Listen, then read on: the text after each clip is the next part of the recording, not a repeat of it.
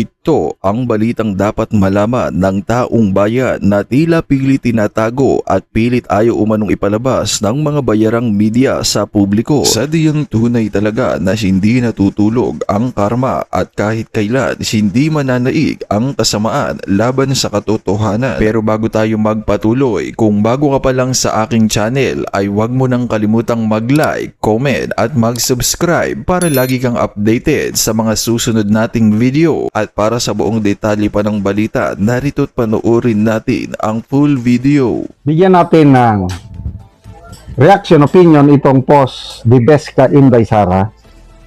Pinost niya dito ang pahayag ni Senator Lito Lapid tungkol sa boto niya sa Senado. Ako po, sabi niya, ay tahimik na nagmamasid dito sa loob ng session hall sa Senado. At bumoto po ako ng naayon sa aking puso at minamasdan ko din po ang mga galawan ng aking mga kasamahan dito. I don't know ang kanyang boto, ano bang sinasabing boto? Doon ba sa pagboto niya sa Senate Presidency? Kasi nagbubutuhan eh. O pwede rin bang boto sa impeachment trial? So siguro ito, boto niya doon sa nangyayaring kudita sa Senado. So, doon siya sa minority. Sila yung original na siyam na pumili nung nagkaroon ng botohan, pinili niya ang leadership ni Senator Tito Soto. Yun ang boto niya. So, yan, sinabi niya nga, bumoto ako na ayon sa aking puso at nagmamasid. Minamasdan ko din po ang galawan ng aking mga kasamahan dito. Ang pinaka tahimik na senador, hindi ko pa siya narinig na nagsalita sa session, sa debate. Mabuti pa si Senator Pacquiao noon, at least paminsan-minsan si Pacquiao nagsasalita. Eh si Lito Lapid talagang wala. Believe din ako sa staying power ni Lito Lapid sa Senado. Pang ilang term na ba niya ito? Parang nagkasunod lang sila ni Tito Soto. Siguro, nauna lang ng isang term si Soto, tapos sumunod na rin tong si Lito Lapid. Mula noon, hindi pa natatalo. Kaya nga, itong maturity ng mga voters natin, problema. Basta importante, kilala, artista eh. Silang dalawa ni Tito Soto, mga artista, komedyante. Itong si Lito Lapid, action naman. Leon, tama ba yun? Leon Guerrero. So, sige po. Salamat, Senator Lapid, sa inyong boto na naayon sa inyong puso. So, ngayon, you remain sa kampo ni Soto, di sana sa impeachment trial, bumoto rin kayo naayon sa inyong, ano ba yung sabi ni Senator Subiri? Gabay niya sa pagboto sa impeachment trial ay konsensya at katotohanan. Yan. Binabatikos ngayon si Senator Subiri. Mayroon akong nakitang post. Ang tawag sa kanya is Anaconda ng Mindanao. Right, Anaconda, ahas ba? Traidor. Punong-puno ng ahas sa kanyang ulo. Kasi nga yung binabatikos siya ng dahil sa pumanig siya sa kampo ni Soto. Expected dahil taga Mindanao siya, dapat sumama siya dito sa Brave 13 kasi ang Brave 13 halos yan, lahat na yan Maka Duterte. Itong si Subiri, sinasabi niya na ang bukid nun is 99% pro Duterte, pro Sara. Bakit ngayon ayaw niyang magpakita ng totoo niyang suporta kay VP Sara? Doon pa siya kumampi kay Soto. Kaya binabatikos siya ngayon. But to me, okay lang yun. Dahil nakikita ko, na meron naman siyang rason kung bakit ayaw niyang sumama sa Brave 13 dahil minsan nagkainitan na sila ni Escudero, nagkainitan din sila ni SP Cayetano. Kaya ayaw niyang sumama doon. But it does not mean to me, sa akin lang ito. Porque si Senator Zubiri ay sumama kay Soto, it does not mean na pagboto niya sa impeachment trial ni BP Sara, iko-convict niya si BP Sara. Tingin ko, he will remain true to his word na ayaw niya sa impeachment at boboto siya, isa siya sa boboto ng acquittal ni BP Sara or playing safe. Dahil re-electionist pala si Zubiri. Kung gusto niyang mag-play safe, pwede siyang boboto ng acquittal or the very least is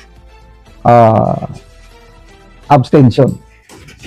Itong si Senator Lito Lapid naman, nag-observe lang daw kung ano ang agos, anong gusto ng kasamaan, susunod lang yan. And I believe, nakikita ko itong si Senator Lito Lapid, isa siya sa boboto ng conviction ni BP Sara.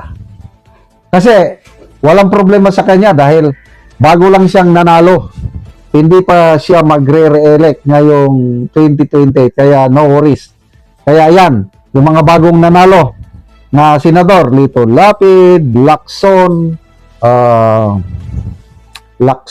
Soto, Pangilinan, Bamakino, may another 3 years pa sila. Kaya Erwin Tulfo, boboto yan ng ng conviction. Ang mga re-electionist na pwedeng playing safe is sina Rafi Tulfo, ayan, si Zubiri at itong si Gatchalian. So, good luck sa mga senator natin sa pagboto nila sa impeachment trial ni BP Sara. Bigyan natin ng reaction opinion itong video o balita posted by Bilyonaryo News Channel. Interview ng bilyonaryo sa isang respetado na political strategist, Mr. Lito Banayo, tungkol sa posibilidad na may kakalas na senador sa Brave 13 majority. Sabi nitong Mr. Lito Banayo, wala na daw. Nasimento na. Hardened yung samahan ng Brave 13 dahil sa mga pangyayaring ganap sa Senado, wala nang iwanan. So, ibig sabihin, wala nang pag-asa si Soto na magtagumpay sa anumang kudita. Pakinggan natin ito. Hindi na raw matitibag ang samahan ng mayorya sa Senado. Dumaan na raw kasi sila sa matinding pagsubok para protektahan sina VP Sara at Senate President Alan Peter Cayetano. Ang detalye sa agenda report ni Attorney Karen Jimenez. Nahihirapan na ang Senate minority na makakumbinsi ng senador sa majority na sumali sa kanila para palitan si Senate President Alan Peter Cayetano. Ito ang paniwala ni political strategist Lito Banayo. Sa At the Forefront ng Bilyonaryo News Channel, sinabi ni Banayo na naging solid na ang samahan ng majority matapos ang mga pagsubok na pinagdaanan ng grupo. If you're going to change leadership again, you have a 12 versus 11. No? So wala pa rin. 12 is one higher than 11 because you need 13 votes. No? Nag-hard din na yun kasi they went through the crucible of so much, shall we say, demolition from so many quarters, both traditional media, social media, and the so-called political analysts. In the case of Lauren and Alan, even their alumni, school alumni. So, syempre, laging sama-sama na tayo, pagpanindigan na natin ito. Malabo na rin, Anya, na makakuha ng 16 votes para makonvict si VP Sara sa kanyang impeachment trial. Gihit naman ni Banayo, dapat consistent si PBBM sa kanyang paninindigan sa mga arrest warrant ng ICC. Two things. One, there was a warrant of arrest. They did not have a warrant of arrest. And two, obviously, the ILG secretary was shielding the president from blame.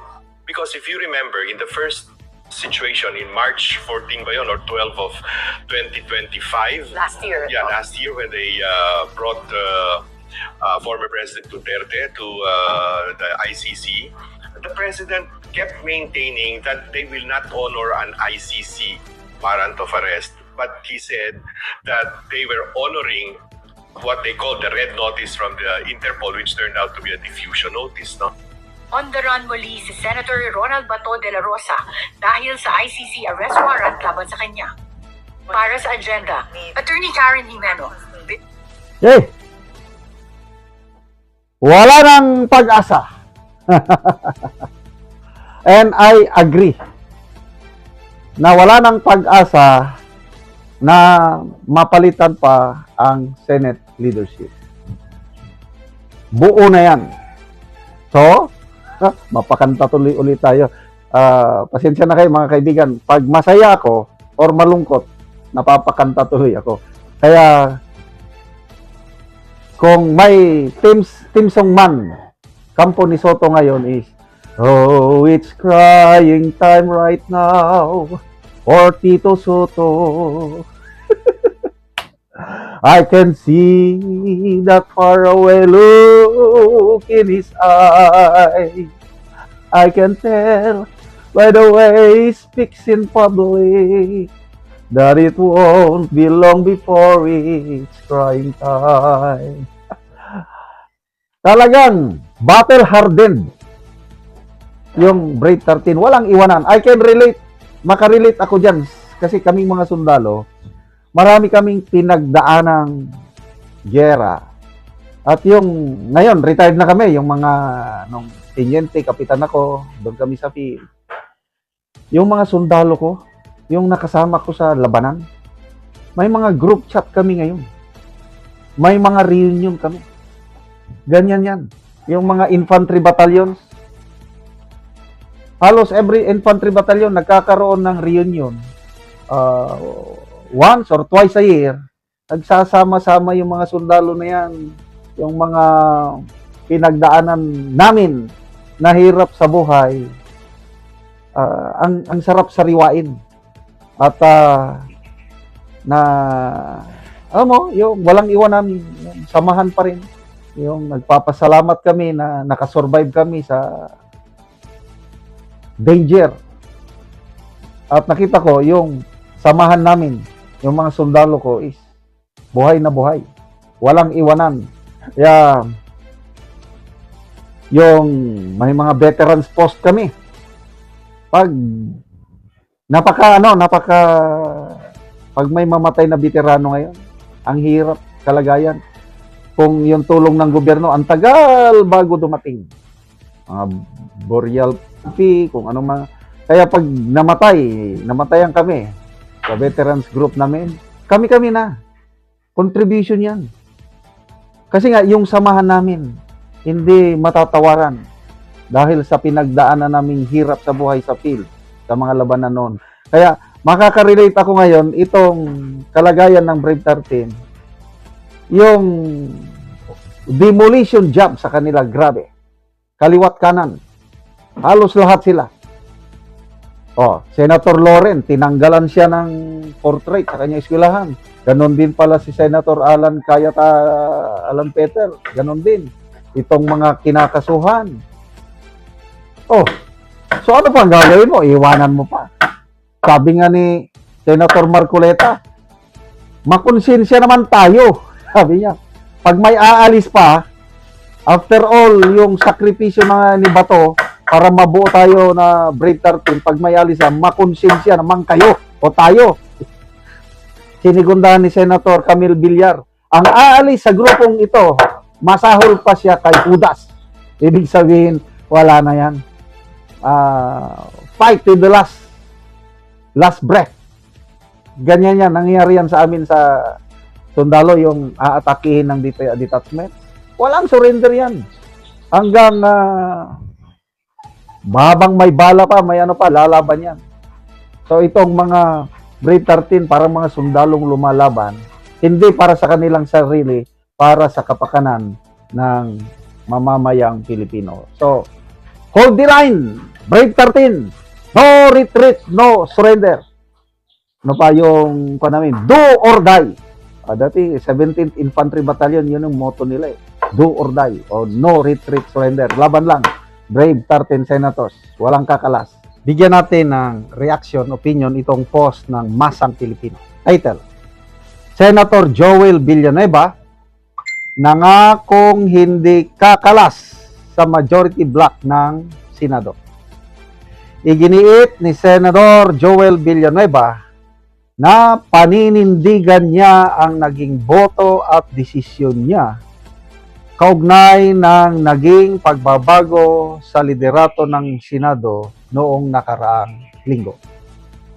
Sa gitna ng mga usap-usapan tungkol sa umano'y paglipat ng ilang senador ng posisyon, nilinaw ni Villanueva na bahagi pa rin siya ng majority block at nananatili ang kanyang suporta sa kasalukuyang hanay.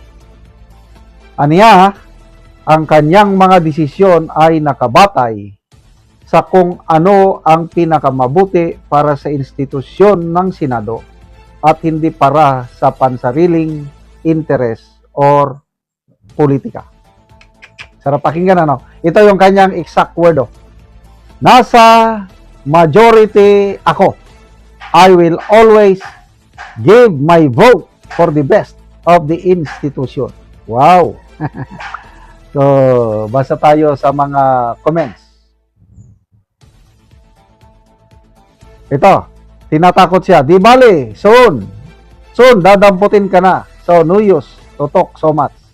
Arrest warrant is coming. Oh. So, ang dami. Ito, ang daming mga trolls na nag-ano. But, normal yan. Itong administrasyong ito, grabing paggamit ng mga trolls. Oh. Ito yung sabi ni Senator Amy is two-pronged approach ang ginagawa ng administrasyon para ma-break nila ang majority 13. Una, incentive package. Pangako ng kung ano-anong benepisyo. Pangalawa naman is tinatakot sa pamamagitan ng kaso. Unang tinakot si Senator Escudero, sinampahan na ng precautionary hold departure order dahil sasampan na daw siya ng kaso sa Sandigan Bayan. Kamakailan lang itong si Senator Jinggoy. Doon na sa ombudsman ang complaint laban kay Senator Jinggoy. Plunder, malversation, graft, kung ano-ano pa. Ito rin matagal na ito, si Senator Joel. Tinatarget nila. Malala nyo nung una, gusto ng ombudsman na ipatupad yung naunang desisyon ng ombudsman Gutierrez ba yan? Merceditas Gutierrez. Hindi. Ombudsman Conchita Carpio Morales dahil may perpetual disqualification from office. Basta ka doon. Tatanggalin siya sa pagiging senador. Gustong ipatupad ni Boying Rimulya nung una. Only to find out na ni-reverse pala ni Ombudsman Martires yung ombudsman decision niya. Kaya napahiya si Ombudsman Rimulya. So, matagal nang pinag-iinitan nila yung tatlo. So, ito yung mga pressure. Pang-apat na pinag-iinitan si Senator Loren Ligarda, yung apat na yan. Hindi na nila masyadong tinatarget yung magkapatid na Bilyar dahil alam nila na pro Duterte talaga yan. So, itong apat ang tinatarget. So, it's good na nagsalita na si Senator Villanueva na hindi siya aalis sa majority. So, ano ngayon? Kabilang kampo, Soto, yung mga umaasa ba? Soto, Lacson, Erwin Tulfo, yan ang mga nagsasalita na pwede pa daw eh. So, to me, parang nabuhusan sila ng malamig na tubig o parang sinampal ng malakas na hangin. So, wala na. Hindi nila kaya si Villanueva na palipatin. Lalo si Loren Ligarda. Ano na yan eh. Patapon na yan dahil sa kanyang anak. Dahil ang anak niya is lumaban na sa administrasyong ito. No turning back si Senator Loren Ligarda sa tingin ko. So, dito na lang sa dalawa. Escudero and Jinggoy. Si Jinggoy, veterano na yan. What I mean with veterano? Nasanay na yan sa mga, nakulong na yan eh. Panahon ni Aquino. Nasampahan ng kaso, nakulong. Buti na lang, pag upo ni Tatay Digong, tinulungan ni Tatay Digong si Jinggoy, lumabas. Kaya, malaking utang na loob ni Senator Jinggoy sa mga Duterte. Kaya, sa tingin ko is, hindi rin aatras si Jinggoy. So, isa na lang, naiwan. Escudero na lang, but wala. Maro yan si Escudero. Hindi siya nagpapahawak ng leeg. Makita nyo nung 2024 ba yun? Nung bigla nilang inalis si Senator Zubiri as Senate President kasi gusto nila ng charter change. Inilagay nila si Escudero. Nag-move on ba yung proposal nila ng charter change? Hindi. Kasi hindi nila kaya si Escudero. May sariling paninindigan. Kaya palagay ko wala na. Kung sa ano pa unsinkable. Kung barko pa unsinkable aircraft carrier, yung Brave 13. Para bang isla. Mayroong isla diyan sa Manila Bay, nakalimutan ko yung pangalan. Isla na nilagyan nila ng pinortify ng mga Amerikano. Nilagyan nila ng mga kanyon all over. So para siyang barko na gwardiya ng Manila Bay. Any intruder, kalaban na papasok sa Manila Bay, doon sila babanatan yung isla na yan. Nakalimutan ko na yung pangalan. Unsinkable fortress or ship. Ganyan din. Ang illustration ko itong Brave 13, hindi na yan magigiba. Salamat po, Senator Joel Villanueva. Kaya naman anong masasabi mo sa balitang ito? Kung mayroon kang hinaing at komento ay mag-comment ka lamang sa ibaba ng videong ito. Maraming salamat.